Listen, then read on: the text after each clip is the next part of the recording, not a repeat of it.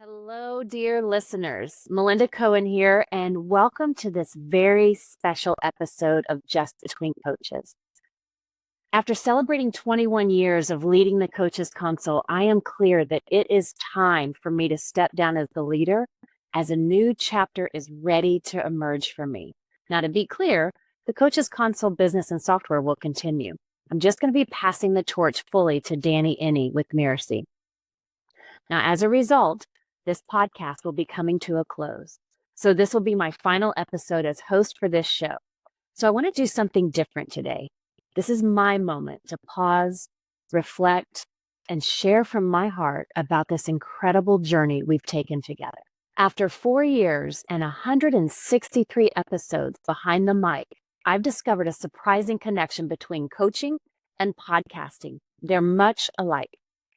Both roles have taught me invaluable lessons about listening, humility, courage, and above all, authenticity. One of the greatest gifts of hosting this podcast has been recognizing the themes that repeatedly rise to the surface, episode after episode, conversation after conversation. And if there's one thing that stood out, it's this: the power of genuine curiosity and the courage to be messy in the pursuit of growth. If I could distill these hundreds of conversations into 3 timeless takeaways, it would be this. The first takeaway is successful coaches aren't those who always have the answers. They're the ones who dare to ask the deeper, messier questions. I used to think that leadership, especially in the coaching world, meant always having the answer, that it was my job to present the path clearly marked, clearly paved for the client.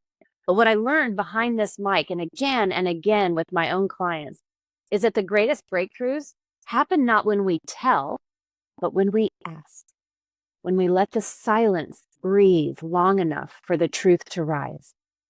The power of a question is not in how complex it is, but in how real it is. I remember when I was talking with one of my very early clients. I'm going to call her Susie. And she wanted to hire me as she was going to ask her husband for a divorce, and she wanted support as she navigated that. Now, after listening deeply in the very first conversation we had together, I sensed that there was something else going on below the surface. And I recall asking her, "Are you bringing your full self to this decision?" And she sat there in silence. And I let the silence hang. What happened as a result of that question, instead of her hiring me to coach her through her divorce, we put that on pause. And I coached her on her becoming her full, total self. I shared with her, if you're not bringing your full self to this conversation that you're about to have with your husband, how do you know if it's your next best step? And from there, we started exploring who was the woman she needed to become first, and then determine if she needed to ask for a divorce, or from that place, ask for that divorce. Now, as a result, she was able to approach the relationship and conversation very differently with her husband. Instead of asking for a divorce, she was able to ask for what was missing from their relationship, and she was able to take responsibility for her part in that. Today, almost 23 years later, they are still very happily married. So much of coaching is about holding space, not filling it. It's about listening so intently that the question that comes is less from our mind and more from our presence. And when you ask a question from presence, not performance, that's when it can move mountains. And perhaps the only thing more powerful than a great question is the courage to show up when we don't have any answers at all. And that brings me to my second takeaway. Vulnerability is our greatest strength. Let that sink in. Now, this one is important to me. I had spent so much of my life as a perfectionist, striving to be prepared, composed, in control. And as I've said so many times on the show, I'm now a recovering perfectionist. And some moments that resonated most on this show, the ones that cracked me wide open, were the ones where I and my guest shared something deeply personal, where I stopped polishing and just spoke from the ache or the joy or the mess. I remember actually one of the most recent episodes I recorded with Michelle Kopper, and she was talking about unlocking the courage. Now, what she didn't know when we were recording that episode was that I had already announced to the team that I was stepping down, that it was time for a new chapter, even though I don't know what that new chapter is. I just know deeply, intuitively, it is time. And before that chapter can emerge, it's time to close this chapter. And I had that deep knowing, but no idea yet what that next chapter was or what it was going to bring or when it was going to happen. And as Michelle talked about unlocking the courage, she talked about how we don't acknowledge the vulnerability and what she called radical self-trust. And she spoke about letting a big vision guide you. And as I was listening to her and taking it all in, it was like she was channeling a message for me. Because here I am, vulnerability. I talked about it. It's like the red cape of our superpower. And I'm going into this next chapter personally. And that's exactly what I'm doing. Radical self-trust. And that the amount of vulnerability that it takes when we move into something new or unknown, or maybe it is known, but it's just so new, it's a little bit daunting. And sometimes that big vision that guides us, it may not be a clear vision. It may just be a sense of something. And as she was sharing that message, she began to sing a song because that's what she does in her work. And she sang a song, and the words that she began to sing were, God, hear me. Help me raise my voice. Help me make a choice to share the gifts I bring. Whew, still brings tears. And as she sang then, just as it is now, the tears, they come. When she was singing this and I was immersed in that song, tears began rolling down my face right there in the middle of the episode, realizing that vulnerability is my superpower. And being able and willing to tap into the courage to listen and move from the place of my intuition, even when it's not fully clear or refined, and to do so, as she said in her song, with wild abandon. That is the power of vulnerability. Vulnerability is where our intuition comes through, where it can be heard. And if we have the presence, we can hear it and we can act from that place. And it never leads us wrong. So to all of you out there starting your coaching practice or taking it to another level, vulnerability isn't a detour on the coaching journey. It is the journey. The more that we can embrace the vulnerability, the more we become who we need to be in order for our vision to become a reality. It's the courage to show up, not as the polished expert, not as a perfectionist, but as the real, evolving human who is still learning, still feeling, still fumbling sometimes. And that vulnerability can be messy. When we can embrace that messiness, I called myself, my nickname that I gave myself was Hot Mess. And when I could find myself adorable, like, oh my gosh, there I am, a hot mess again, that's when I could learn through those moments instead of getting stopped by those moments. But even the most grounded coach can't hold that space alone, which brings me to the third gift this show has given me. One I appreciate so much, and I have preached about so much: community and connection. This podcast for me has never just been about broadcasting wisdom. It's been about creating a space, a container, a safe, sacred, soul-centered space where coaches, new and experienced, could come to take off the armor, to say, hey, I don't have all this figured out. In the coaching world, we often feel pressure to be the one who has it all together. I don't think that's just me. We feel like we have to be the guide, the leader, the one holding space for everybody else. And while that's true and sacred, it's also exhausting if we've never had a space where we can just be. And that's why I've always said to our students and on our coaching calls, in your business, with your audience and clients, you're the leader. You have to be on all the time. But here's where you can be messy. Here in this space, this is where you can ask the questions you're embarrassed to ask, or you think you should know the answer to, or maybe you've already asked before. This is where you learn what you think you should already know. And that's why so many of my guests have repeated, a coach should always have a coach of their own. And I also believe that you should also be part of a like-minded, like-spirited community. I remember this one story. It is ingrained into my brain. It's one of my most vulnerable stories. It's also one of my most embarrassing stories, but the embarrassment, that vulnerability transformed the embarrassment.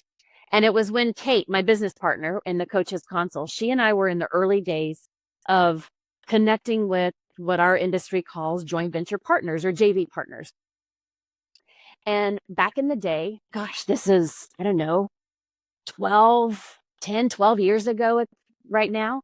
But back in the day, there was a group of us, probably 30 of us maybe.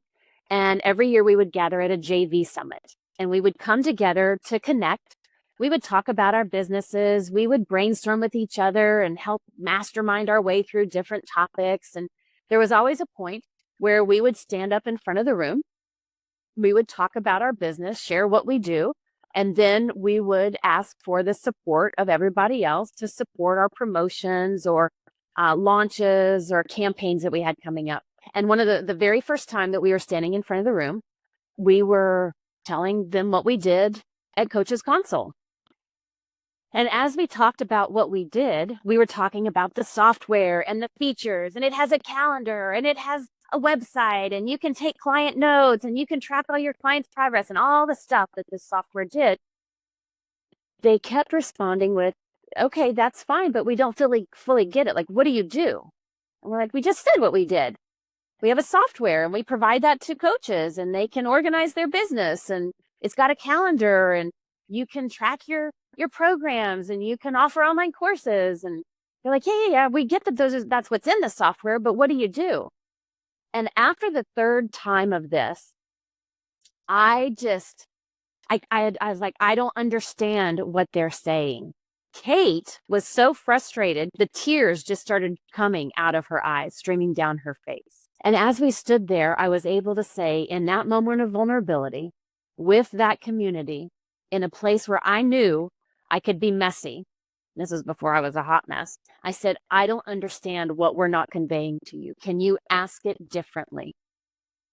And the love and the massive compassion and grace that outpoured from them was unlike anything I've ever experienced before.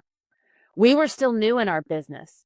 Marketing was not our strong suit. For most of them in the room, they had been in business for many years, and most of them were marketing experts. Here I am. I'm an interior designer. I'm not even a software person, but I have a software company. I'm the queen of efficiency. I love the features. I love what makes things tick. But the end results, the benefits, that was foreign to me. And they began to coach us, to compassionately ask us questions that then drew out of us what they were looking for. That was the day I learned what marketing was. But the compassion that they had and the way they showed so much love in the way they supported us, it helped shape the type of leaders that we then became in our business, that we then became and are still with our students and even in our lives. Just Between Coaches became that container for me to hold that space for others to come to when they didn't know what they didn't know. It became a quiet sanctuary, a place to exhale. And the beauty of it is you, our listeners, you made that possible. Your honesty, your feedback, the questions that you asked, your willingness to grow out loud, it shaped this space and it shaped me. And if I could whisper one message into the ear of every new coach, it would be this. You don't have to know everything to change someone's life. You just have to be willing to show up, be willing to ask, be willing to be seen, and of course, be willing to see your clients in their most vulnerable state. So the coaching conversation doesn't end here with me leaving the mic, not at all. In fact, it's just the beginning anew. In every session you lead, in every client you serve, every moment you choose presence over performance. As I step away from the mic, I do so with immense gratitude. I feel overflowing. I feel honored. I feel at peace and so proud, not just of the episodes or the metrics, but of the space that we created together. one that held truth, that held learning, laughter, some tears even, and most of all, grace. I may be stepping away from the mic, but the coaching conversation continues, and you're part of it. That brings us to the end of Just Between Coaches. If this show has ever sparked a shift in your thinking, helped you feel seen in your journey, or reminded you that you're not alone,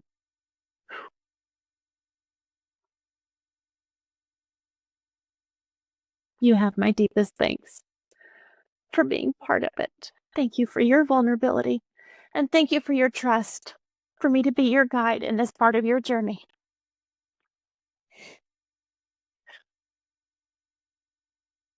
Oh. Though this chapter is closing, the ripple of these conversations continues.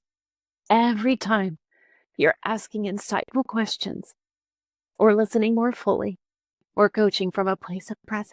If this show has meant something to you, I'd love for you to leave a review or share a takeaway. It's one more way to keep the conversation alive, even as I step away, moving towards new adventures.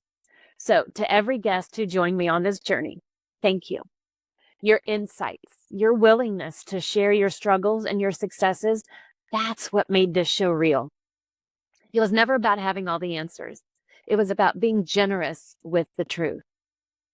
I also want to share a big thank you to Danny Iny for the idea of this show and for asking me to be the host. And to the team behind the scenes, especially my producer, Michelle, the editors and coordinators, thank you. Michelle, I couldn't have become the host I am today without you as my wingwoman producer. You made the chaos invisible. You took my pauses, my tangents, even some of the tech fails, and shaped them into something meaningful. You made space for my voice to be heard and for our listeners to be held. And that's what this is all about. I hope you know how much your work mattered. As I close this chapter, I want to leave you all with this. May your coaching sessions be spacious and your questions be brave. May your vulnerability feel like home. May you trust and follow your intuition, and may you always know your presence is enough. And I encourage you to continue to use these conversations from these episodes as guiding posts on your coaching journey. I'm Melinda Cohan, signing off.